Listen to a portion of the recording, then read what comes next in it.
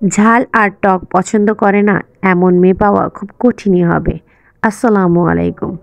আপুদের এটা খুবই পছন্দ, অবশ্য অনেক ভাইয়াদেরও পছন্দ।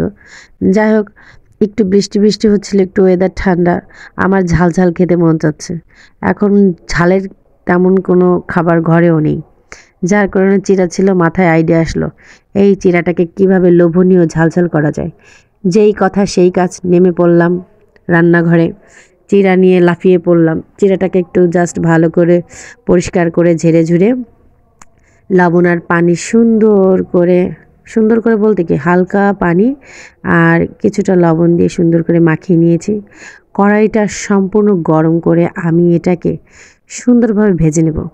এটা হলো আগের পদ্ধতি। আমি দেখেছি আমার চাচিকে, আম্মুকে এরকম শলা দিয়ে ওরা এটাকে নাড়ে, কি সুন্দর নাড়ে।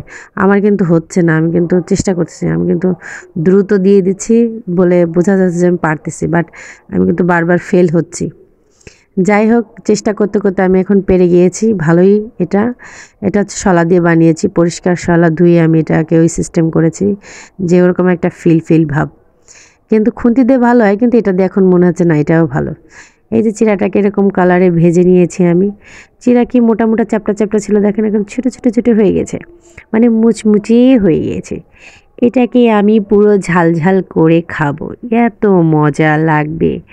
যাই হোক, আমার কাছে মজা লাগে, আপনাদের কাছে কেমন লাগে জাস্ট কমেন্টে জানাবেন।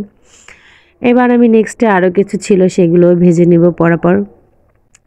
এটাকে সুন্দর করে আমি জাস্ট নাড়াচাড়া দিয়ে যাচ্ছি এবং কেটে রেখেছি বেশি করে পেঁয়াজ, মরিচ আর রসুন। এটাকে আমি কুচি করে নিয়েছি।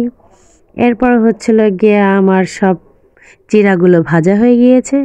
এবার আমি কড়াইটা গরম করে তেল দিয়ে এবার আমি একটা শুকনো মরিচ কুচি কুচি করে কেটে এটা একটু মোটামুটি ভেজে পেঁয়াজ, মরিচ, রসুনগুলো দিয়ে দিয়েছি। এবার এটাকে একটু মোটামুটি ভেজে নিতে হবে। এটাকেও মানে বাদামি কালারে ভেজে নিলে ভালো হবে, চিড়ার সাথে সুন্দর করে মিশে যাবে।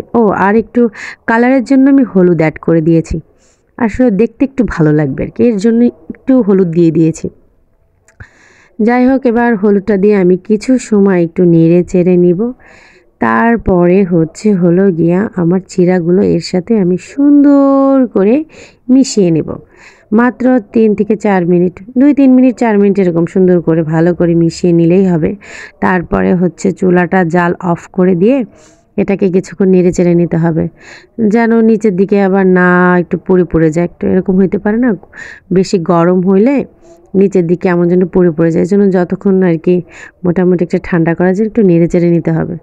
এটাকে আমি সুন্দর করে সব মশলার সাথে ভালো করে মিশিয়ে নেব। দেখেন কত মজা, আর এটা খেতে কিন্তু আসলেই অসাধারণ।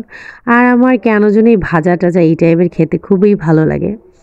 এজন্য আমি মাঝে মাঝে চালকে এরকম ভেজে ঝালঝাল করে করি, আবার এই চিড়া থাকলে চিড়াটাকেও ভেজে এরকম ঝালঝাল করি।